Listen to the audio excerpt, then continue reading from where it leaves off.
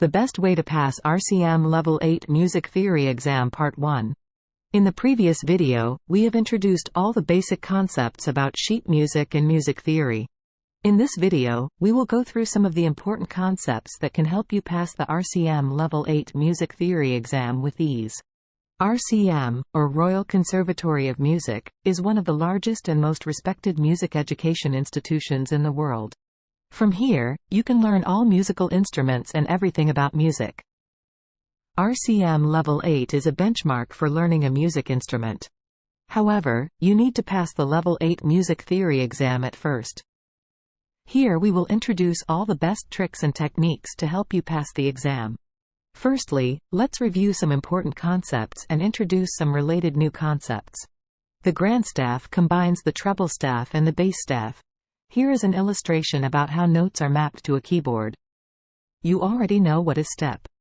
On a staff, when notes from a line to the nearest space, or from a space to the nearest line, they move by step.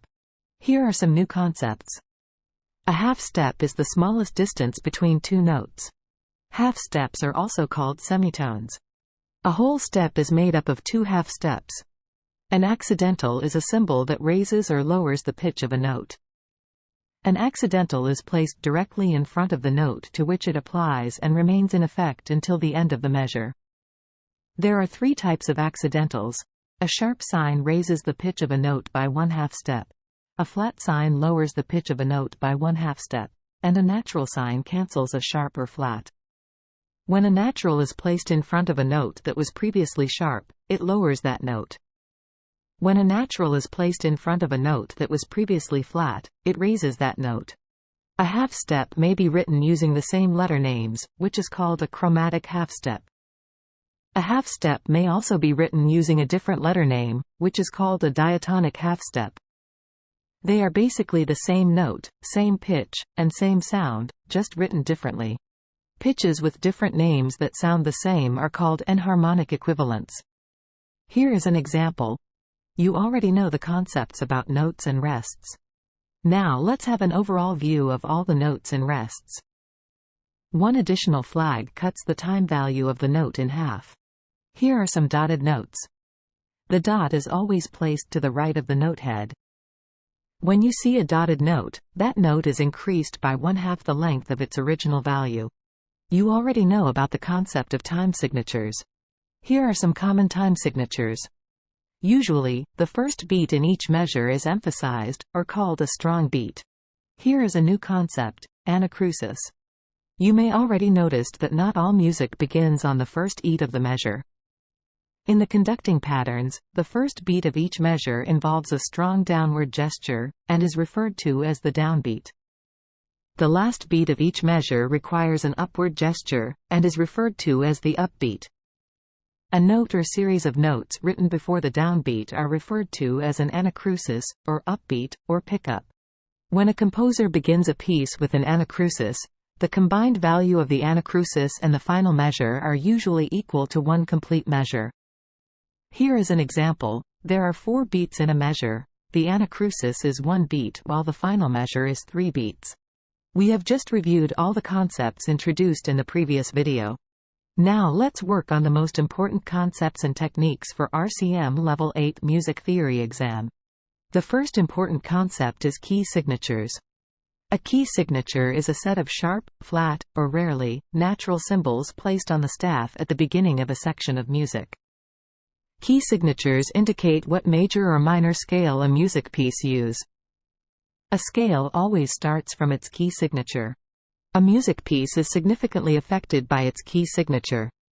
There is a diagram that shows all the key signatures for major and minor scales.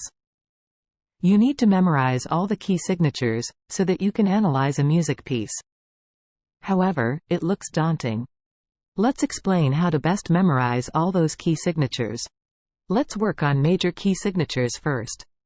Once you memorize all the major key signatures, the minor key signatures will be much easier to memorize. You noticed that for sharp keys, the sharp signs have a pattern. It starts with F sharp, then F sharp and C sharp, and so on. A mnemonic that works forward is, Father Charles goes down and ends battle. Now you can memorize the sequence for the sharp signs. But how does it relate to which key signature? There is no sharp sign for C major. For G major, the last sharp sign is F sharp. For D major, the last sharp sign is C sharp. For A major, the last sharp sign is G sharp.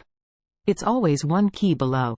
You should notice that it's F sharp major for 6 sharp signs, instead of F major, and it's C sharp major for 7 sharp signs, instead of C major.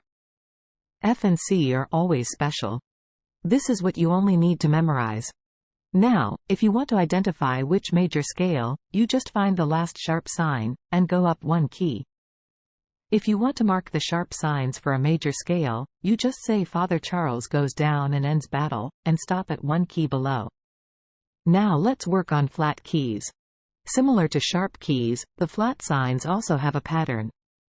It starts with B flat, then B flat and E flat, and so on. A mnemonic that works forward is, battle ends and down goes Charles' father.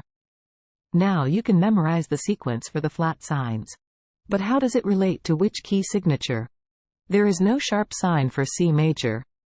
For F major, which is the special one you know, the last flat sign is B flat. For B flat major, the last flat sign is E flat. For E flat major, the last flat sign is a flat. It's always 3 keys above.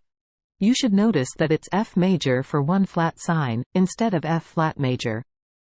F and C are always special. This is what you only need to memorize. Now, if you want to identify which major scale, you just find the last flat sign, and go down 3 keys.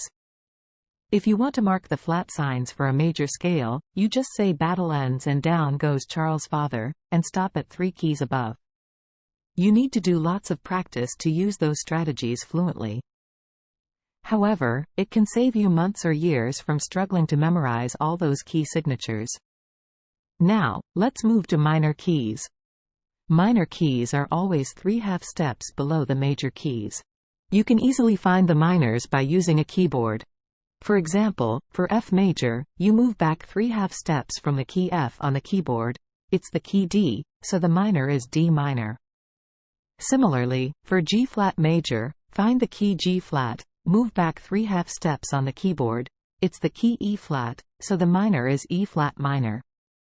It's just as simple as that. But you need to know that major sharp keys are always related to minor sharp keys, and major flat keys are always related to minor flat keys. You can't mix sharp and flat keys together. We have just finished the first important concept, key signatures. In the next video, we will go through all the other important concepts that can help you pass the RCM Level 8 Music Theory exam with ease. Thanks for watching.